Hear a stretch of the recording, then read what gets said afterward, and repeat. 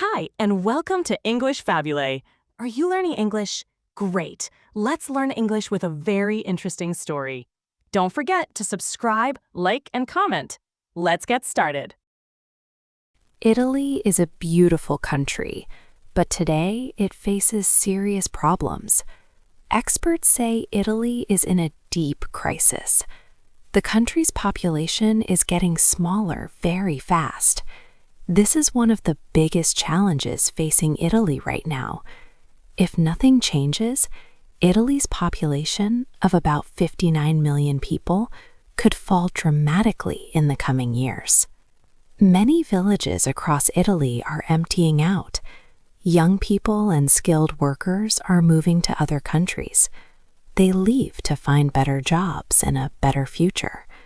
This loss of people is hurting Italy's future. It means fewer young workers and fewer families with children. The number of babies born in Italy is at its lowest point ever. To keep a population stable, women need to have about 2 babies each. But in Italy, women are having far fewer. This means more people die each year than are born, making the problem worse. Even Pope Francis has pointed out that in Italy, only wealthy families can often afford to have children. Italy also struggles with deep economic and political problems. The economy grows slowly, and good jobs are hard to find for young people. The government changes frequently, making it difficult to plan for the future. These issues make the country's situation extremely challenging. This story will examine these challenges closely. We will explore why Italy's population is shrinking. We will also see how the economy and politics are connected to these problems. It is important to understand what is happening and what it means for Italy's future. No more babies. The number of babies born in Italy is now at a record low. For a country's population to stay stable, each woman needs to have about 2.1 babies. But in Italy, women are having only about 1.18 babies. This means that every year, the population gets smaller. In 2024, more people died than were born. Only 370,000 babies were born that year. This was the lowest number since Italy became a unified country in 1861. Starting a family is very hard for young Italians. Money is a big reason. Many young people earn low salaries. Also, about 60% of people under 30 have only temporary jobs. They often earn around $1,200 to $1,400 per month. It is very difficult to pay for rent, food, and clothes for a child on such a small income. The cost of raising a child to age 18 is around €175,000. This high cost makes many young people worried about having children. Also, many women today focus on building careers. Almost 60% of university graduates in 2023 were women. This is a positive change. However, the system makes it hard to work and raise children at the same time. After 5 months of maternity leave, women often struggle to return to their jobs. This is especially true in small companies. Childcare is also a major problem in some areas.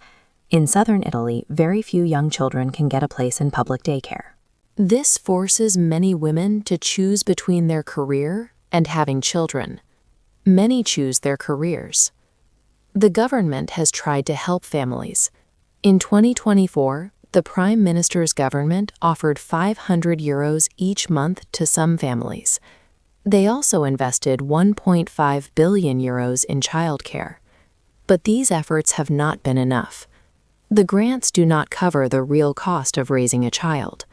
Also, building new daycare centers takes a long time, and there are not enough workers to staff them. For most couples, it is cheaper for one parent to stop working. But this means less income for the family and can end a career. The birth rate continues to fall. This problem affects all of Italy, not just individual families. 3. The young people go away. Many young people are leaving Italy. Often these are educated people who have finished university.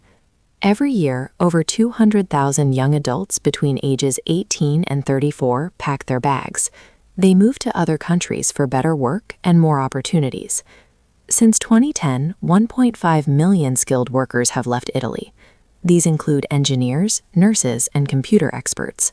This movement of talented people is called a brain drain. They move to places like Germany, Canada, or Ireland. For example, a software developer in Italy might earn €30,000 a year. In Ireland, the same job can pay €65,000.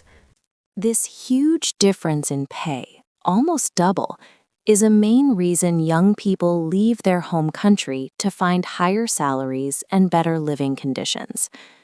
The job market in Italy is very difficult. Youth unemployment is a serious problem, running at about 25% nationwide. In southern regions like Puglia, it is even worse, reaching almost 40%. Many available jobs are low-skilled or temporary, offering little security or good future prospects. This means young Italians often cannot find stable work that matches their education. Italy has one of the highest youth unemployment rates in the European Union. When these young, skilled people leave, it hurts Italy deeply.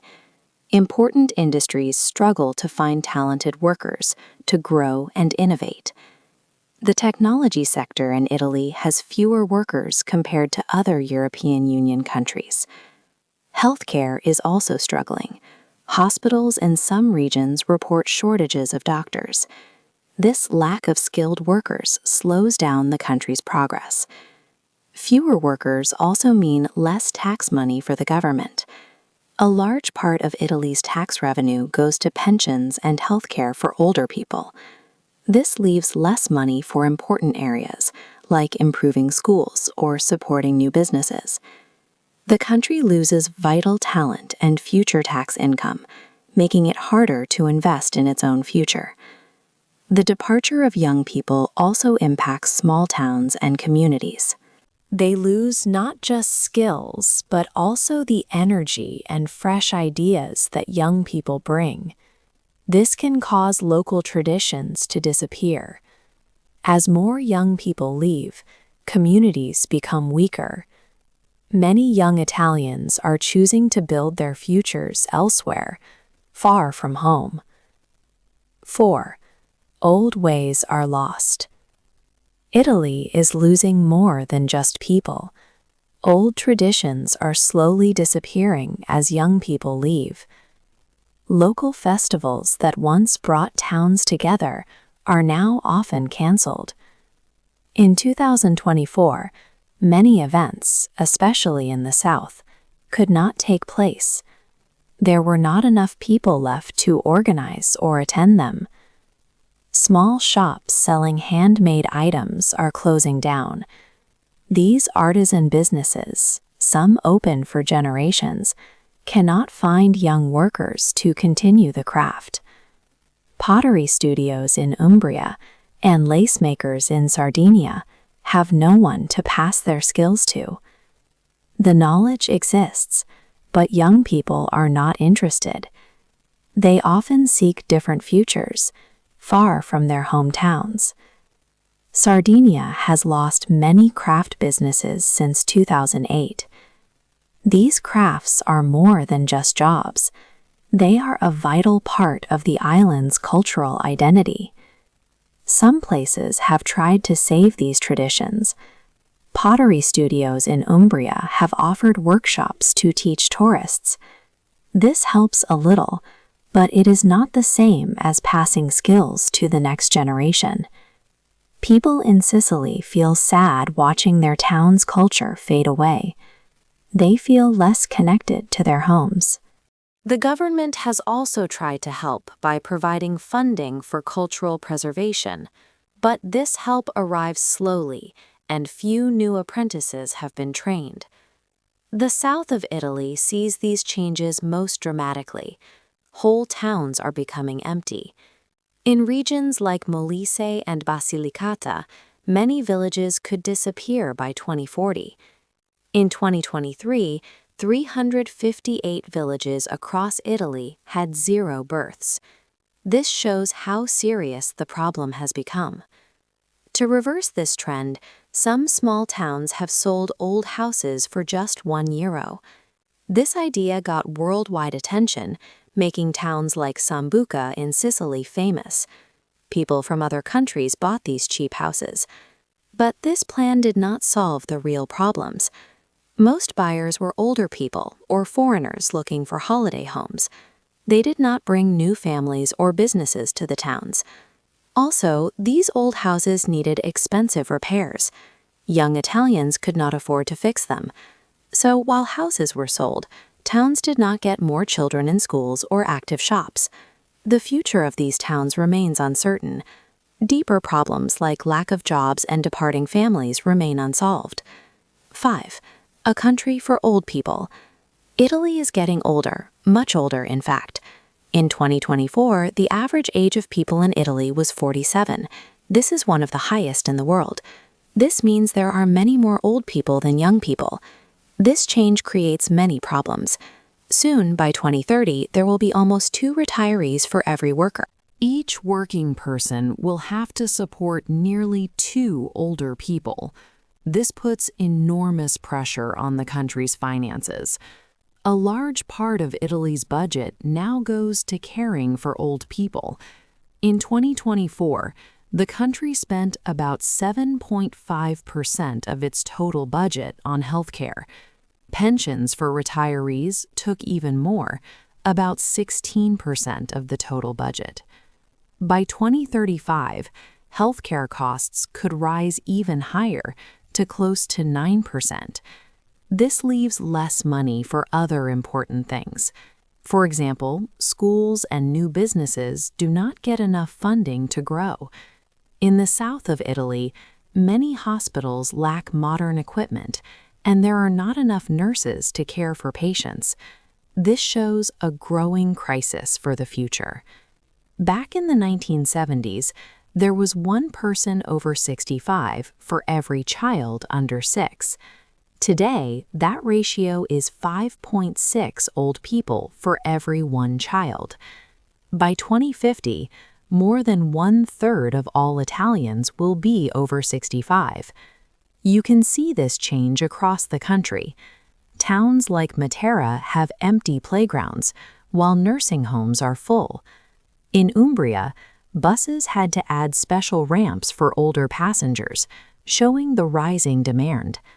A new nursing home in Puglia, built for 200 seniors in 2023, is already full, with a long waiting list. This aging shift means much more money goes to caring for the elderly.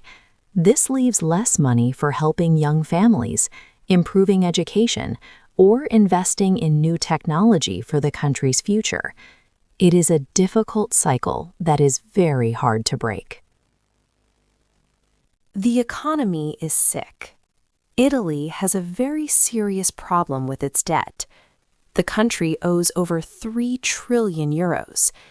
This means that for every person in Italy, from babies to elderly people, there is a debt of about 50,000 euros. The government spends huge amounts of money each year just to pay interest on this debt. This amount is even more than what it spends on education. This massive debt makes it very difficult for Italy to invest money in new things like hospitals or helping new businesses start. The economy in Italy is also growing very slowly. In 2024, it grew by less than 1%. Other countries in Europe grew much faster. A big reason for this slow growth is how businesses are structured in Italy. Most companies are very small, often with fewer than 10 workers, and many are family-owned. These small businesses struggle to compete with larger companies from other countries. For example, in 2023, sales of Italian textiles and furniture declined. Also, Italy does not invest much in research and technology compared to its European neighbors. This means fewer innovations and modern tools for the future. Starting a new business in Italy is also difficult. It takes many days and many steps, making it harder than in some other countries. Once a business is running, there is not much support to train workers for modern jobs that require technology skills. This means many Italian businesses are stuck using outdated methods. The education system also weakens the economy. Italy spends less money on schools than some other European countries. Many school buildings are old. About 1/3 of schools do not have good internet access. In some areas, like Campania, 40% of school buildings need major repairs. Teachers also earn relatively low salaries compared to teachers in other countries, so some leave Italy or quit teaching. Students are not learning the right skills for today's jobs. Only about 1 in 5 high school graduates have studied science, technology, engineering, or math. This number is lower than in other developed countries. In southern Italy, many students drop out before finishing school. This creates a cycle where there are not enough skilled workers. Even good universities in Italy are not producing enough graduates in important fields like technology. For instance, in 2023, fewer students completed tech degrees in Italy than in France. The government is trying to help by using money from the European Union to improve schools, but progress is very slow. Many planned changes, like new digital classrooms, are not finished yet. If Italy does not improve its schools and help young people gain modern skills, the economy will continue to struggle. This will also mean more young, talented Italians will leave the country for better opportunities elsewhere. 7. The government cannot help. Italy's government changes very frequently. Since World War II, Italy has had about 70 different governments. This means a new government takes power almost every year. Such constant change makes it very hard to plan for the future. Policies often change, and major plans can be delayed or abandoned. A government usually does not last long enough to complete its programs. This instability slows down the economy and reduces people's trust in government. It prevents important problems from being solved. The European Union gave Italy a huge amount of money, almost 200 billion euros. This money was intended for fixing the economy, supporting clean energy, improving schools, and building new infrastructure. But Italy is struggling to use these funds. The process is very slow. Every project requires extensive paperwork and long waits for approval. Too many offices must coordinate together. While other countries are using their funds quickly, Italy gets stuck in its own bureaucratic rules. Many project proposals are delayed. Some local governments do not have enough trained staff to manage the funds. Italy must spend all the money by the end of 2026. If not, billions of euros will be returned to the EU. This means lost jobs and unfinished projects for Italy. Italy also has a serious problem between its regions. There is a large divide between the wealthy north and the poor south. Northern regions like Lombardy generate half of Italy's GDP, but they have less than half of the population. For example, a person in Lombardy earns significantly more than a person in Calabria in the south. In 2024, northern regions wanted to keep more of their tax revenue. They felt they paid too much for projects in the south. The south faces many challenges: high poverty rates and poor infrastructure. Northerners feel they carry most of the burden, while Southerners feel neglected. This divide makes Italy weaker as a unified nation. Climate change adds to Italy's challenges. Especially in the south, temperatures are rising and rainfall is decreasing. In 2024, southern Italy saw temperatures reach 45 degrees Celsius. Rainfall dropped dramatically. This damaged crops like olives and grapes. Agriculture is a major industry, but it lost significant revenue due to drought. Climate change is also causing migration. Thousands of southern Italians moved north looking for better conditions. This puts stress on cities like Milan.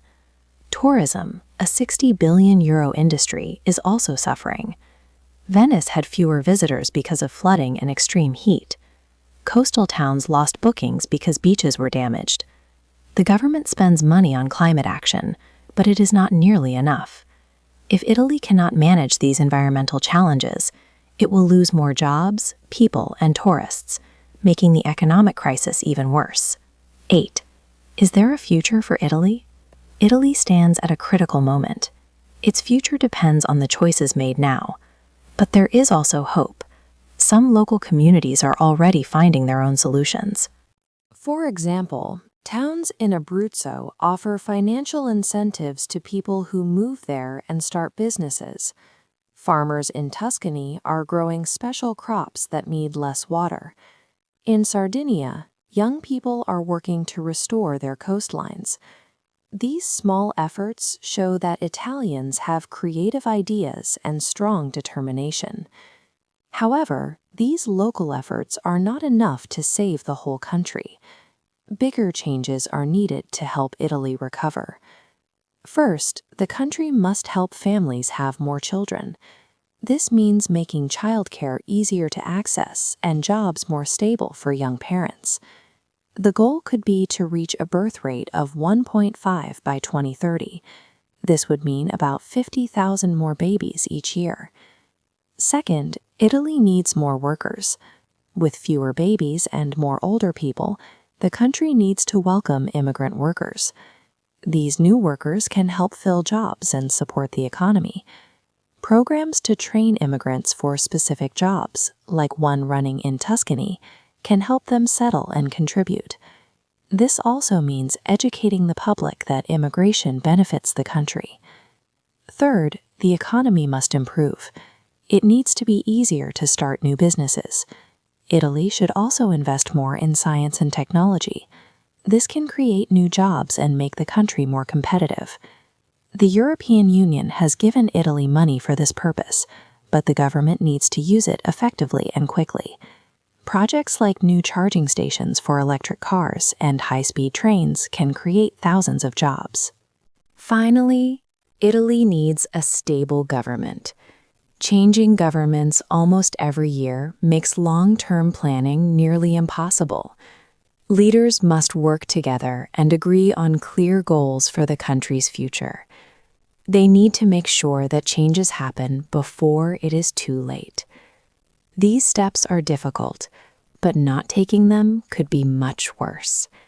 Italy has a chance to change for the better.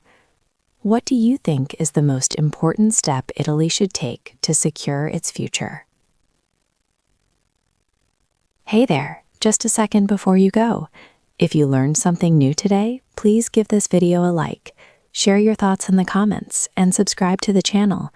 It only takes a moment, and it really helps us create even better English learning videos for you.